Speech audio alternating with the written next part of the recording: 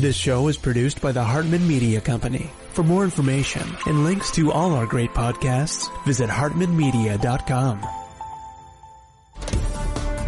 Welcome to the Holistic Survival Show with Jason Hartman. The economic storm brewing around the world is set to spill into all aspects of our lives. Are you prepared?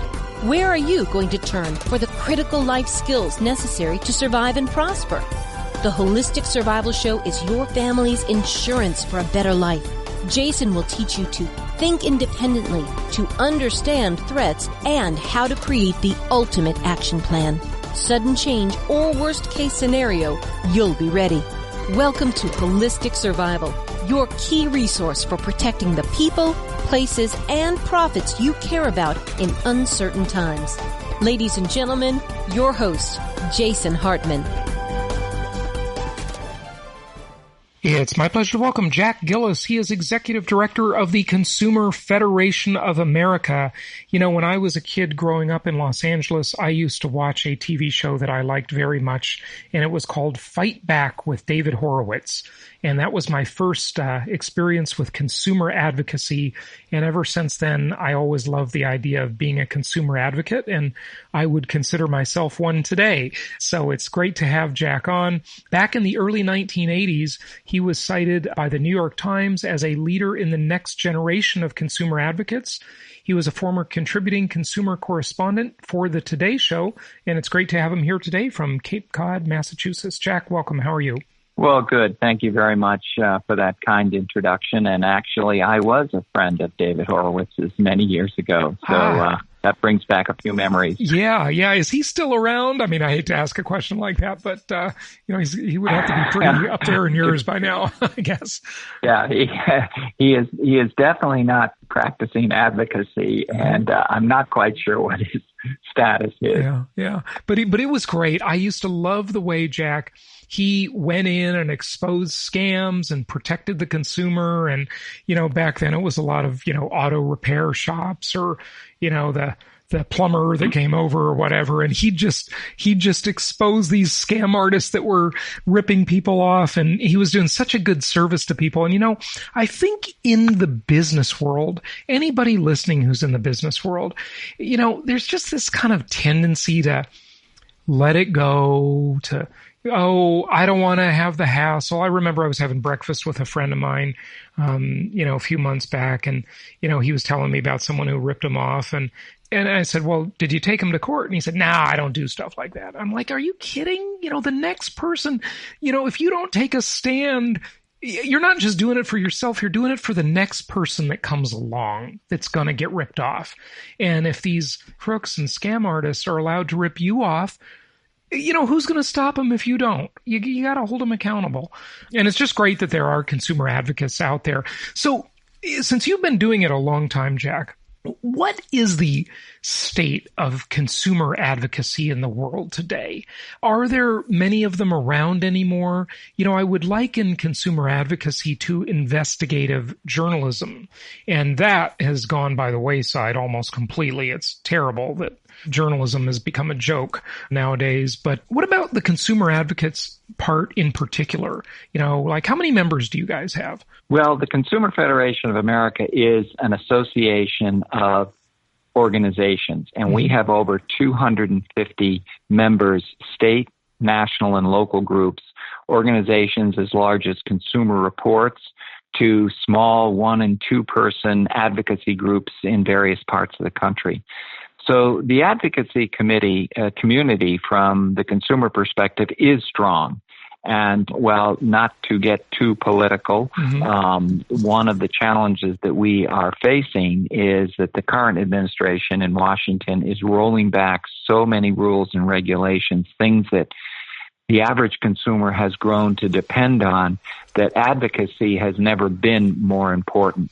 However, creating change in Washington with the dysfunction in Congress and the administration's effort to protect corporations more than consumers, the American consumer is getting the short end of the stick.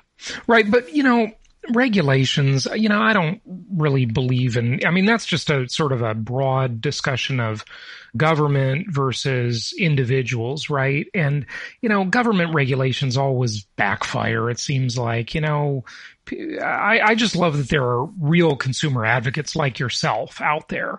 Government has a role, but government's just doesn't matter who the administration is. It's dysfunctional. And sometimes when you regulate something, it just kind of disappears and has all these unintended consequences, right? Where, the businesses just won't bother anymore. They'll just say, we're just not going to do it. I don't know. It's a two-edged sword. I think, you make a point, and there is absolutely no question that government functions as overarching look at them, they could be more efficient. But what's interesting is when you ask individual consumers, well, shall we inspect poultry less? Shall we roll back the safety regulations? No one says on yes cars? to that, right? Yeah. Yeah, nobody says yes. Shall we decrease the fuel efficiency requirements on vehicles? And you can go on and on and on. And fundamentally, most of us depend on these regulations because left to their own accord, corporate America will always go the cheapest way possible. And that's not necessarily the best way for the American consumer. Right. But, these corporations are pass-through entities. The cheapest way is often the cheapest way for the consumer. So, they're just going to raise prices and there's going to be less competition, and that's worse for consumers. So, these are broad issues that will never be settled. I get it. But tell us about some of the hot things you're working on now. Like, obviously COVID is in the news and lots of new scam artists out there. Every time there's a crisis, there's a new set of scammers that figure out how to take advantage of people, right? That's right. And COVID has been particularly troubling for consumers, and it's provided some great opportunities for scammers. For example, illicit vaccines, cures, air filters that really don't work, testing kits that don't work. We're all kind of desperate to protect ourselves from this vaccine. So we are virus, particularly vulnerable to from the virus. Well, excuse me. Yes, thank you. Maybe we will in the future have to protect ourselves against a vaccine, because sometimes the vaccine's worse than the disease. So let's hope not. Yeah, well, that was an interesting slip of the tongue. But in any event, we are particularly vulnerable. So if you receive a phone call, an email, a text message, or a letter with claims to sell you any of these items that propose to cure this problem or propose to filter out the air in your home or propose to provide you with a test kit, they're just not legit. They're a scam. Mm-hmm. But we can easily fall victims to these because we're scared. We don't know what to do, and we need help. Yeah. Charity-related scams are also popping up now due to the coronavirus. So people need to be very cautious about any charity calling and asking for donations, especially if they associate themselves with the coronavirus. Yeah, there are some good resources out there on charities, by the way. Charity Navigator, Navstar, I think, is another one, where you can go and find out how legitimate the charity is and, things like that. So just there are resources to check charities out as well. But that's a good point you bring up. It's the charity scams too. And they might be calling, if it's telemarketer, for example, or solicitor of some sort, they might be using the name of a legitimate charity, but maybe the money won't get there, right? They're just somehow getting in the way of the transaction, setting up a fake bank account to take the money. There's all kinds of ways they can scam you, right? That's right. And another one is Social Security scams. The Social Security scammers may mislead you into believing that you need to provide additional personal information or pay for something by virtue of a gift card, a wire transfer, or internet currency.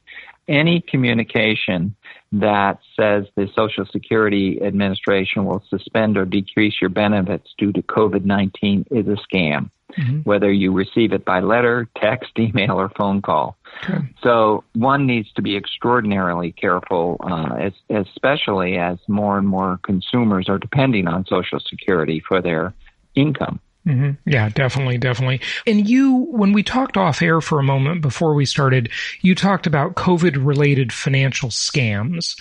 Is that what we're covering now, or are there some other scams you want people to know about related to that? Well, yes, and I think here's what's happening. The COVID situation has put most American families under severe financial pressures. And they are making changes to their life. They're contacting their mortgage companies, for example, and saying, can I have some reprieve for a few months on my mortgage payments? Can I have a reprieve on my rental payments if I'm renting an apartment? Forbearance on the mortgage. Payments. Yeah. And these forbearance programs, we are asking Congress to be sure that it does not impact my credit score or my credit rating. Because your credit rating today has become so important for everything you do, whether it's your utility company, your insurance costs for your car, whether or not you can get additional loans to carry you through this particular situation and how much you pay for those loans. So that's a problem for many, many consumers. And our recommendation is if you find yourself in financial difficulty, be proactive. Contact your debtors and ask for some form of forbearance.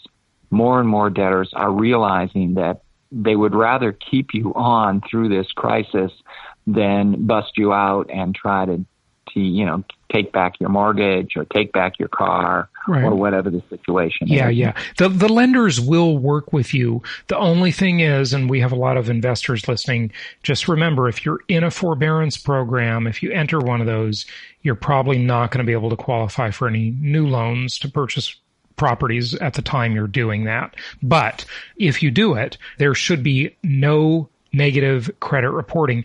And by the way, that is a conflict of interest, because if you think about it, if they can't, notify other potential lenders that you've taken forbearance, and then you go out and apply for new financing for something else, a property, a car, whatever, it's kind of not fair to that lender either, because the system is supposed to protect them as well as the consumer. We're talking about the consumer, but there is another side to that coin, right?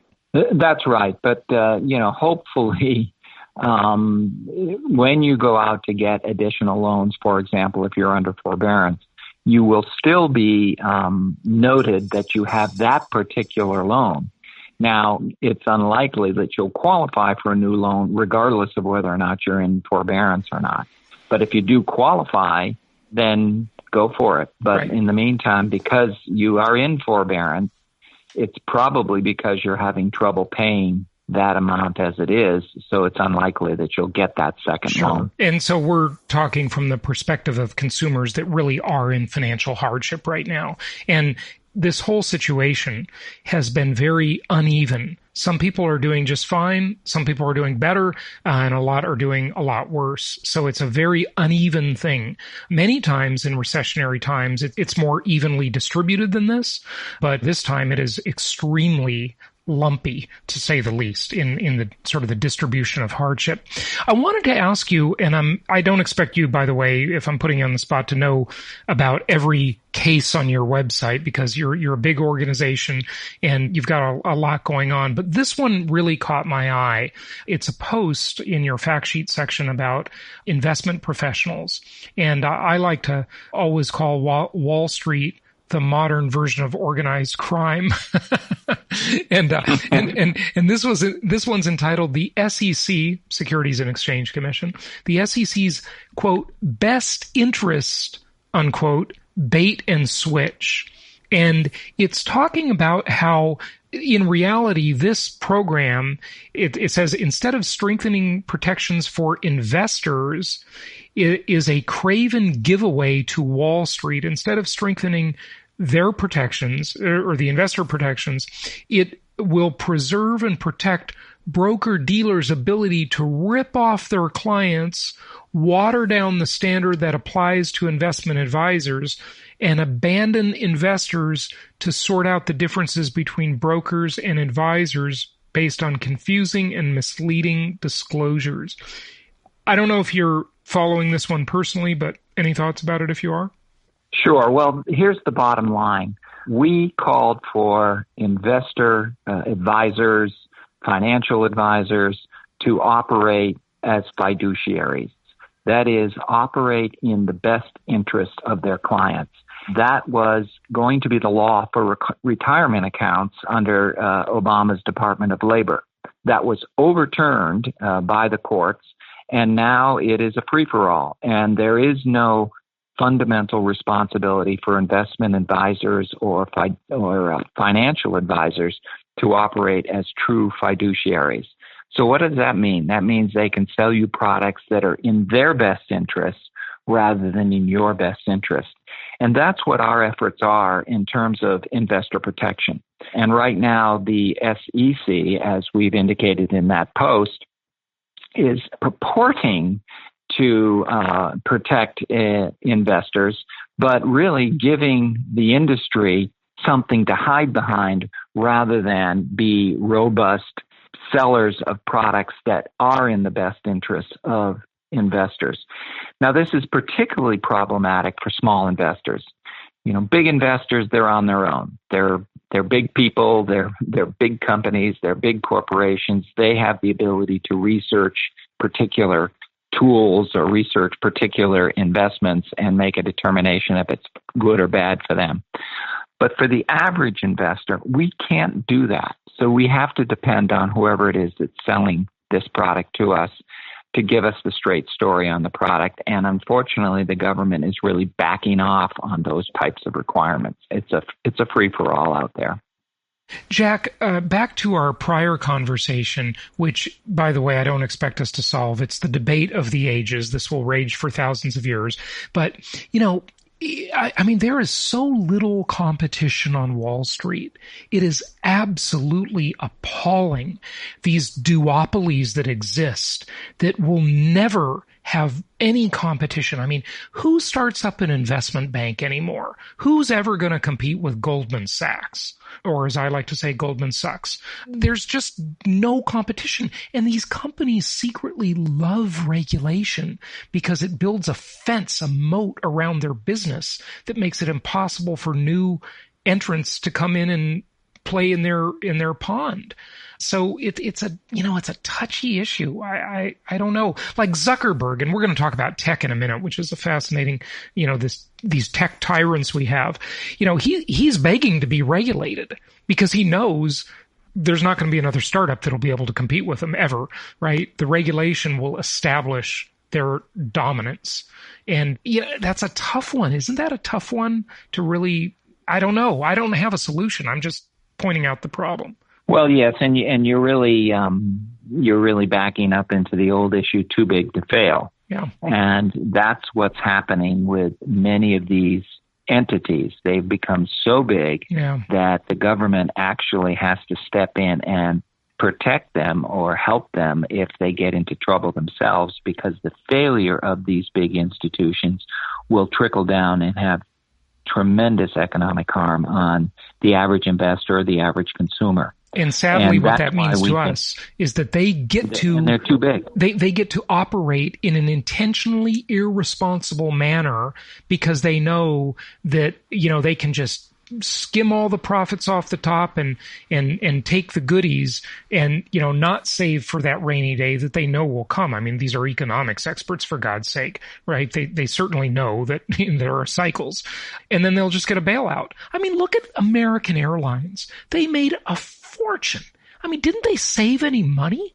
It's like these are giant companies. Then, in the first month of COVID, they're like, oh, we need a bailout because we spent all our money buying our stock back to enrich our executives over the last 10 years. It's pathetic. I mean, these people should go to jail. It's unbelievable. Well, that's an excellent example of a serious problem, and one that's even more serious that's contemporary right now is the auto insurance industry. Tell us about that. We're not driving much.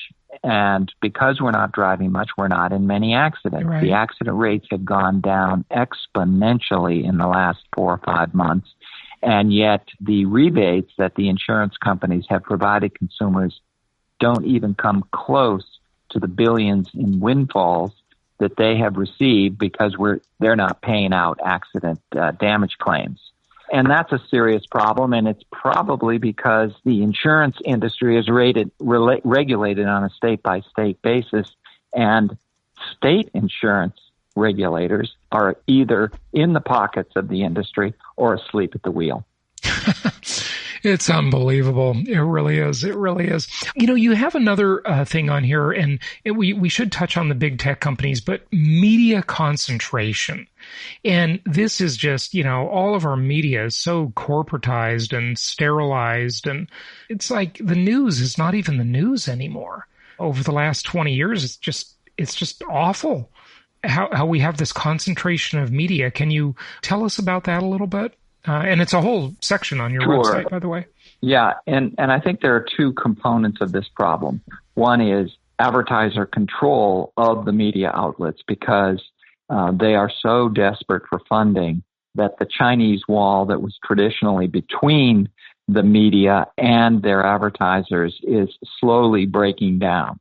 The second, or probably more significant issue, is the tremendous amount of non-edited information that is presented to consumers as news. It's very difficult for most of us who spend a lot of time on Facebook or Instagram or the internet to determine whether or not a particular story has been vetted, is legitimate, and is truthful. And it's very easy to package misinformation in a format that looks so legitimate. And that has become a very serious problem, and it goes back to this COVID situation where you have all of these so-called reports on COVID cures, things you can do to protect yourself, which are really just sophisticated advertorials or selling points packaged like media stories. Yeah, that's true. But, you know, how can you ever trust the gatekeeper and the, you know, the media outlet that vets things? It almost seems better that the source just go direct to the consumer and tweet out their position on something and let the consumer decide, because at least there's no gatekeeper. Well, there is Jack Dorsey, who is the news censor, and, you know, that's part of the tech tyranny problem, of course. But I don't know. We find ourselves in like really difficult dilemmas, I think, don't we? Well, we do. And I think that our president, is a perfect example of tweeting out information that is not correct. And that yet a lot of people believe, well, gee, this is from the president of the United States. It's got to be right, doesn't it? Can't we trust the president? If we can't trust the president, who can we trust? But they think the same thing about CNN. They think that's correct, right? So, you know, it's like if we know that everybody has an agenda, at least you know the president has his agenda and his opponents have their agenda. Okay, great. Well, they can both tweet and we'll decide. You know what I mean? Like, I don't know. I'm not saying it's perfect, but, you know, are you going to trust the folks at CNN who've been caught in so many lies, or Fox, or anybody? They're all just, it's just a big bunch of agenda driven, you know, it's not even news anymore. Well, that's a sort of a libertarian look, but we at the Consumer Federation of America still have faith in your primary news sources.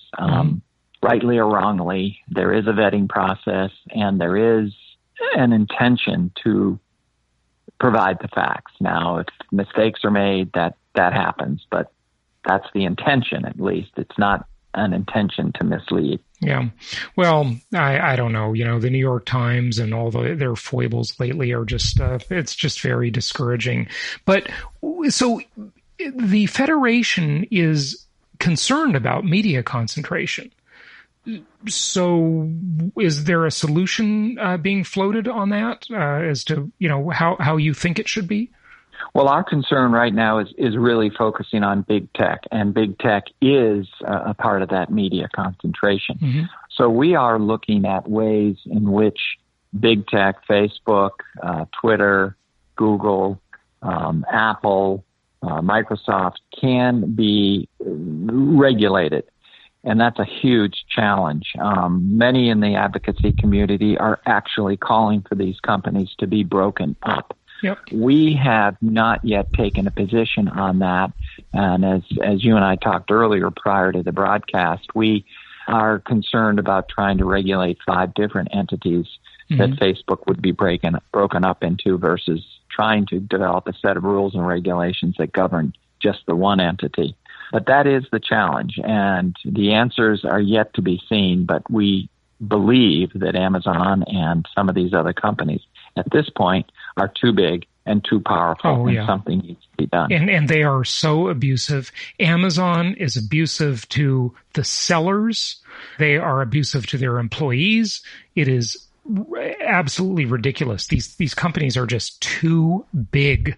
There's not enough choice in the marketplace. And they've done great things. No one would deny that. We all love all of these technologies and conveniences.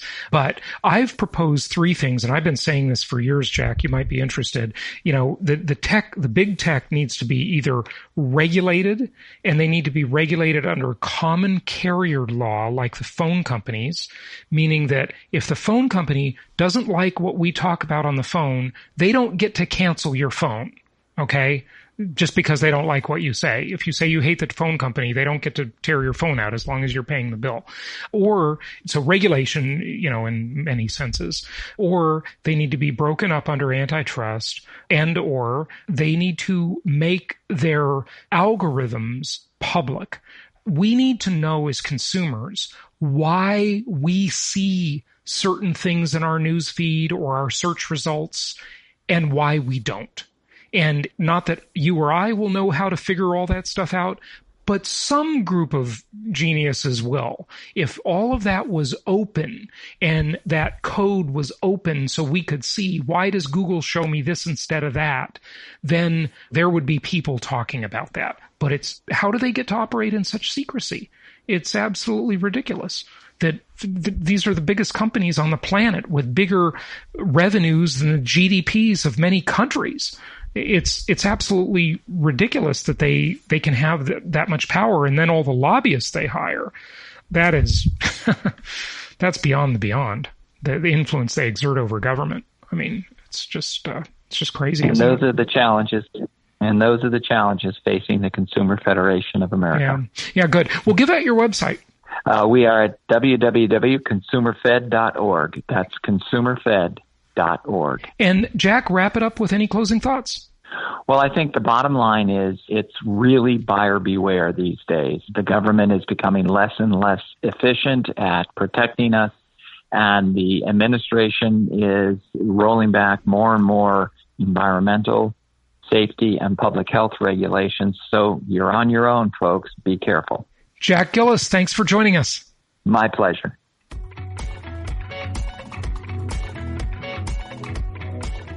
Thank you so much for listening. Please be sure to subscribe so that you don't miss any episodes. Be sure to check out the show's specific website and our general website, hartmanmedia.com, for appropriate disclaimers and terms of service. Remember that guest opinions are their own, and if you require specific legal or tax advice or advice in any other specialized area, please consult an appropriate professional. And we also very much appreciate you reviewing the show. Please go to iTunes or Stitcher Radio or whatever platform you're using and write a review for the show. We would very much appreciate that. And be sure to make it official and subscribe so you do not miss any episodes. We look forward to seeing you on the next episode.